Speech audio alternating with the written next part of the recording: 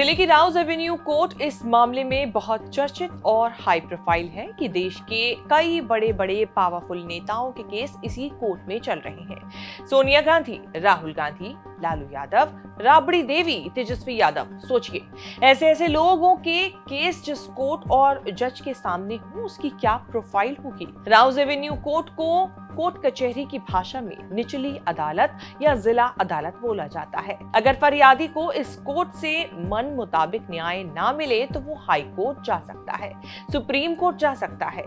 National Herald case इस समय देश का सबसे चर्चित केस है, जिसमें सोनिया गांधी, राहुल गांधी समेत कांग्रेस के कई बड़े नेता शामिल हैं। कोर्ट के फैसले से सोनिया, राहुल को जेल होने का खतरा था, लेकिन इसी कोर्ट से दोनों को बड़ी राहत मिली है। ईडी जैसी पावरफुल एजेंसी ने सोनिया, राहुल को फंसाने के लिए मनी लॉन्ड्रिंग का केस लगाया था, लेकिन राउज एवेन्यू कोर्ट के स्पेशल जज विशाल गोगने ने ईडी की चार्जशीट पर संज्ञान लेने से मना कर दिया। कोर्ट ने कहा कि एफआईआर के बिना मनी लॉन्ड्रिंग की जांच और अभियोजन की प्रक्रिया अवैध नहीं होगी। जिस एफआईआर के आधार पर मनी लॉन्ड्रिंग की जांच होनी थी, वो अब तक दर्ज ही नहीं हुई है। खैर, राउज एवेन्यू कोर्ट का फैसला है, ईडी के पास मौका है अपना पक्ष आगे रखने या ऊपरी अदालत में जाने का। ईडी का इरादा भी है कि इस आदेश के खिलाफ ऊपरी अदालत में अपील दायर करेगी। सोनिया और राहुल की राजनीति का बहुत कुछ इस नेशनल हेराल्ड केस में दांव पर लगा है। इसी केस में दोनों को ईडी ने बुलाकर घंटों तक पूछताछ की थी। शिकायत बीजेपी नेता सुब्रमण्यम स्वामी ने की हुई है। राउज एवेन्यू कोर्ट के इस आदेश से दोनों को बड़ी राहत मिली है और ये ऐतिहासिक राहत दी स्पेशल जज विशाल गोगने ने। कांग्रेस की तो खुशी का ठिकाना नहीं रहा। बहुत अरसे बाद नेशनल हेराल्ड केस में कुछ ऐसा कोर्ट का फैसला आया जिससे पार्टी झूम उठी है। When I started arguing the case, after that, in the arguments I had told the court that this is a very weird case where there is not a millimeter movement of money, not a millimeter movement of immovable property. All the properties remain with AJL, and yet there is money laundering. AJL is now owned 90% by another company, Young India. That is all that has happened.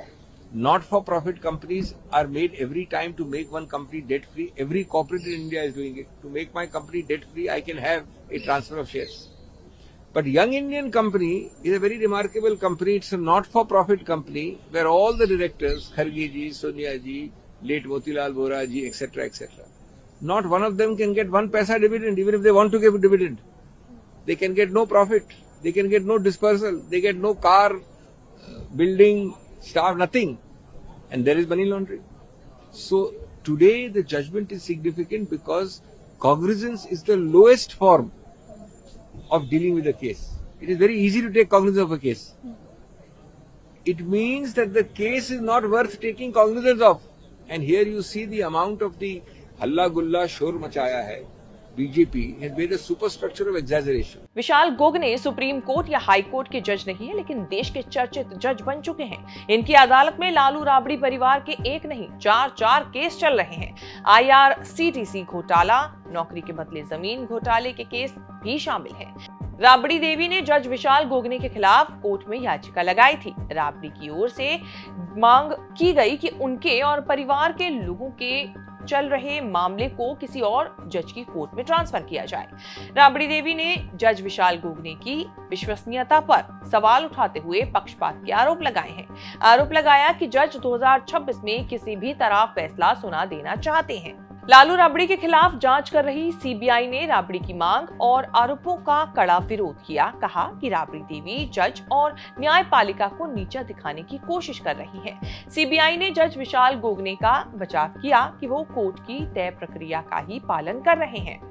CBI ने दलील दी कि कोई भी आरोपी अपनी पसंद की अदालत नहीं चुन सकता और न ही किसी जज पर सवाल खड़े कर सकता है।